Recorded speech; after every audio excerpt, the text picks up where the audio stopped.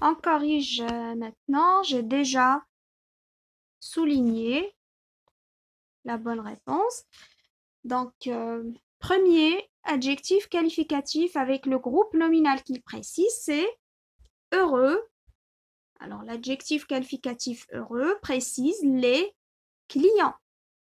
Vous avez l'adjectif qualificatif fraîche, précise des salades.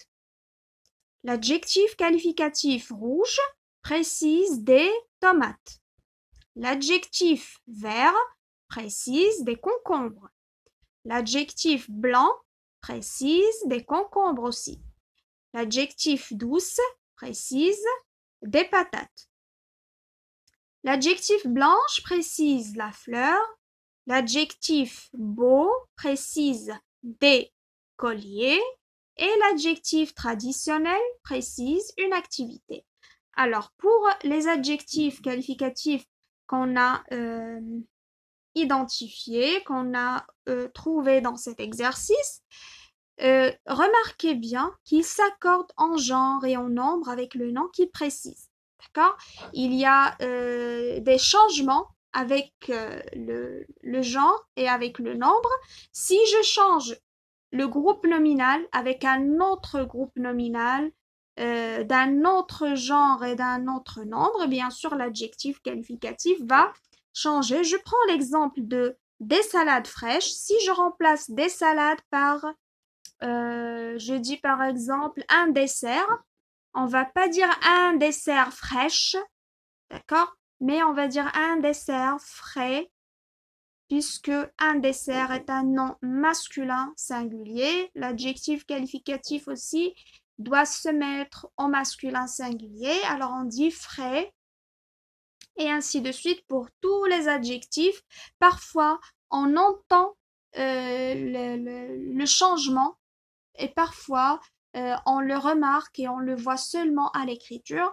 Alors, c'est ce qu'on a déjà travaillé et il faut faire attention en ce qui concerne l'orthographe des adjectifs qualificatifs. Bien. Alors, on passe directement à l'activité numéro 3. Dans chaque phrase, je dis ce que je sais du nom « il ». Est-il sujet du verbe, complément du verbe, complément du nom? Alors, il faut faire la différence entre la nature grammaticale d'un mot et la fonction du même mot. D'accord? Pour le mot il est de quelle nature grammaticale? Vous allez dire c'est un nom, puisqu'on dit une île, l'île, alors il a un déterminant, donc c'est un nom. Si vous le cherchez dans le dictionnaire, vous allez trouver nom féminin. D'accord? Alors c'est un nom. Bien. Lorsque je mets le mot il dans une phrase, je peux le trouver dans de différents emplacements, c'est-à-dire dans de différents endroits de la phrase. D'accord? C'est là que je parle, ou bien c'est là où je parle de la fonction grammaticale du mot. Il faut suivre avec moi pour comprendre ce que je suis en train d'expliquer. Alors, c'est ce qu'on va voir avec cette activité. Je ne vais pas vous demander de répondre seul à la consigne, mais je vais travailler avec vous. On va aller ensemble jusqu'à la fin pour mieux comprendre cette notion. Bien, alors je prends la première phrase. Une île est un morceau de terre entouré par la mer. On parle toujours du mot île. Ici, j'ai entouré le groupe nominal, ainsi que dans les autres phrases, j'ai entouré tout le groupe nominal. D'accord? Et on va indiquer sa fonction, c'est-à-dire son rôle dans la phrase. Quel est son rôle? Quelle est sa fonction dans la phrase? D'accord? Alors, une île est un morceau de terre entouré par la mer. La question, une île ici, est-il un sujet, un complément du verbe ou bien un complément du nom? Bien. Alors, c'est un sujet du verbe puisqu'il est placé avant le verbe. D'accord? Vous avez ici le verbe être. Et une île répond. Rappelez-vous de la question qu'on pose pour trouver le sujet. Alors, une île ici répond à la question de qui ou bien de quoi parle-t-on dans cette phrase. Alors, de quoi parle-t-on dans cette phrase? On va répondre, on parle d'une île. D'accord? Alors, c'est comme ça qu'on justifie la réponse. Alors, le nom île est un sujet dans la première phrase. D'accord? Bien. On passe à la deuxième phrase. Souvent, je rêve d'une île. Alors, la question, une île dans cette phrase est-il sujet, complément du verbe ou bien complément du nom? Regardez son emplacement, c'est-à-dire sa place dans la phrase. Est-ce qu'il est placé avant le verbe? Non, bien sûr, il est placé après le verbe. D'accord?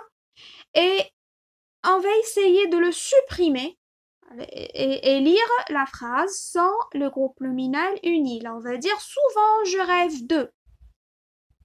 Alors, on a le verbe rêver. Alors, je rêve de. Bien sûr, il n'y a pas de sens ici. On ne comprend pas de quoi je rêve. Donc, le sens du verbe n'est pas complet. Je ne comprends pas bien le verbe. D'accord? Mais lorsque je dis je rêve d'une île, le groupe nominal une île complète le sens du verbe. C'est pour cela qu'on dit un complément du verbe, alors parce qu'il complète le sens du verbe. Alors une île ici, c'est toujours un nom, c'est la même nature. D'accord? Si vous cherchez dans le dictionnaire, vous allez trouver toujours un nom, mais lorsqu'on le met dans une phrase, sa fonction peut changer selon le contexte. D'accord? Alors, dans la première phrase, c'était un sujet. Ici, c'est un complément du verbe parce que il complète le sens du verbe. D'accord? Alors, c'est un complément du verbe. On passe. Je vois une petite île. Ici, j'ai entouré le groupe nominal qui est étendu par l'adjectif petite. D'accord? Mais ce qui nous concerne, c'est la fonction. Que fait? Hein? La fonction, c'est le rôle du mot dans la phrase, si vous voulez. Alors, il se place, comme vous voyez, après le verbe. Le verbe voir, c'est le verbe voir. On va essayer de supprimer une petite île et on dit je vois. Bien sûr, on ne comprend pas bien le sens du verbe voir. On va dire je vois quoi? D'accord? Alors, le sens du verbe n'est pas complet, mais lorsque j'ajoute une petite île, d'accord? Le sens est complet, le sens est clair et on comprend mieux le verbe de la phrase. Donc, c'est un complément du verbe. Je fais le tour de mon île en quelques pas. Vous avez le groupe nominal mon île. Cette fois-ci, le nom île est accompagné du déterminant mon. D'accord? C'est toujours la même nature grammaticale. Je le dis et je le répète, la nature grammaticale est toujours un nom. D'accord? Mais cette fois-ci, quelle est la fonction du mot ou bien du nom il dans cette phrase? Regardez sa place dans la phrase. Est-ce qu'il est placé avant le verbe? Est-ce que c'est un sujet? Non. Alors, il n'y a pas de verbe après, donc ce n'est pas un sujet. Est-ce qu'il est placé après le verbe? Est-ce qu'on peut dire c'est un complément du verbe? Non, il n'est pas placé après le verbe, mais il est placé après un nom. Hein, le tour, c'est un groupe nominal. Alors, le tour de quoi? Le tour de mon île. Alors, on va supprimer ici, si vous voulez, mon île et on va lire la phrase « Je fais le tour en quelques pas ». bien sûr, on va se poser la question, je fais le tour de quoi en quelques pas? Alors, si je dis je fais le tour de mon île, je comprends mieux le sens du nom le tour, je comprends mieux de quoi je parle. Donc, mon île ici complète le sens de quoi? Très bien, complète le sens de le tour. Alors, c'est un complément. Alors, je le dis, je le répète, complément, ça veut dire il complète le sens du nom, le tour. Alors, c'est un complément du nom. D'accord? Alors, jusqu'à maintenant, on parle d'un mot de la même nature, mais de différentes fonctions, bien sûr, selon son emplacement dans la phrase. On continue, mais les grandes îles sont nombreuses et vous avez l'Angleterre, l'Australie, Madagascar. Bien, alors, vous avez les grandes îles. Alors, j'ai entouré tout le groupe nominal, mais je parle toujours du mot île, qui est un nom. C'est la même nature grammaticale, mais cette fois-ci, la fonction du nom île, c'est quoi dans la phrase? Est-ce qu'il est placé avant ou bien devant le verbe de la phrase? Oui, bien sûr, il est placé devant le verbe sont.